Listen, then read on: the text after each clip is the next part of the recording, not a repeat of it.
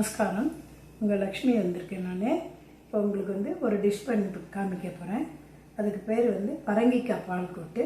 அதுக்கு என்னென்ன சாமான்கள் வேணுங்கிறத உங்களுக்கு காமிக்கிறேன், வாங்க பார்க்கலாம். பால் கூட்டுக்கு தேவையான சாமான்கள்: பரங்கிக்காய் பொடியாக நறுக்கி வச்சுருக்கேன், உளுத்தம்பருப்பு 2 ஸ்பூன் உளுத்தம்பருப்பு, 1 ஸ்பூன் மிளகு, 1 கப்பு தேங்காய், அப்புறம் எலுமிச்சை வெல்லம், தேவையான அளவு உப்பு, கொஞ்சம் பால், கருவேப்பிலையும் கடலப்பருப்பு உளுத்தம்பருப்பு தாளிக்கிறதுக்கு எடுத்து வச்சுருக்கேன்.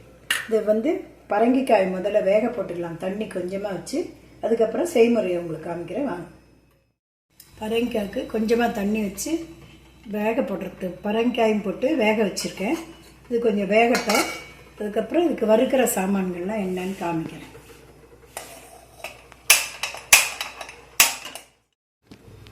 பாண்ட்லி போட்டிருக்கேன் வறுக்கிறதுக்கு. இது நெய்யில் தான் வறுக்கணும் இந்த சாமான்கள்லாம், அதனால் கொஞ்சோண்டு நெய் போட்டிருக்கேன்.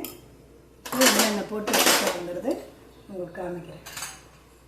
உளுத்தம்பருப்பு 2 ஸ்பூன் போட்டிருக்கேன். காரத்துக்கு மிளகு 1 ஸ்பூன் போட்டிருக்கேன்.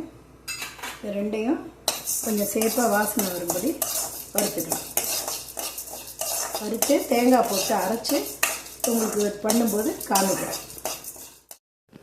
அதை பாருங்க, சேப்பாக நெய் போட்டு மிளகும் உளுத்தம்பருப்பும் இந்த மாதிரி கலரில் வறுத்து வச்சுருக்கேன்.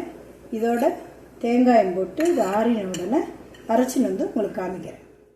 பரங்கிக்காய் பால் கூட்டுக்கு பரங்கிக்காய் பாருங்கள் இது மாதிரி வெந்தெடுத்து இதுக்கு தேவையான அளவு உப்பு போடணும். உப்பு போட்டுட்டு இந்த அரைச்ச விழுது பாருங்கள், இங்கே இருக்குது தேங்காயும் மிளகு உளுத்தம்பருப்பு வறுத்து அரைச்ச விழுது, இதையும் இதில் கொட்டி ஒரு கொதி விட்டுடலாம். ஒரு கொதி வந்ததுக்கப்புறம் பால் கொஞ்சம் வெல்லம் ரெண்டும் இதில் போட்டு கொதிக்க விடணும். அப்புறம் காமிக்கிறேன் தாளிக்கிறது. அரைச்ச விழுது கொட்டி இந்த மாதிரி கொதிச்சுட்டு இப்போ கொஞ்சம் வெல்லம் போடுறேன். இதுக்கு நிறைய பிடிக்கும்னா நிறைய போட்டுக்கோங்க, இல்லைன்னா கம்மியாக போட்டாலும் பரவாயில்ல. கொஞ்சம் பாலும் குத்திடுறேன் இதில். ஒரு கொதி வரட்டும். அதுக்கப்புறம் லாஸ்ட்டாக நெய்யில் உளுத்தம்பருப்பு கடலப்பருப்பு கருவேப்பிலை தாளித்து வச்சுருக்கேன், இதையும் அதில் கொட்டிடுறேன். கூட்டு ரெடி உங்களுக்கு.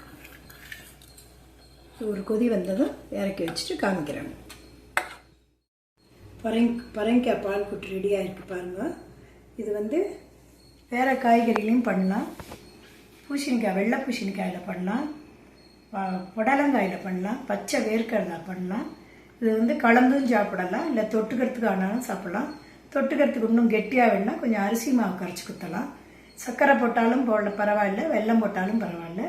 நீங்களும் இது பிடிச்சிருந்தா பண்ணி பார்த்துட்டு எங்களுக்கு கமெண்ட்ஸ் பண்ணுங்கள், லைக் பண்ணுங்கள், ஷேர் பண்ணுங்கள், சப்ஸ்கிரைப் பண்ணுங்கள். வேறு ஒரு வீடியோவில் உங்களை சந்திக்கிறேன் நான். நமஸ்காரம்.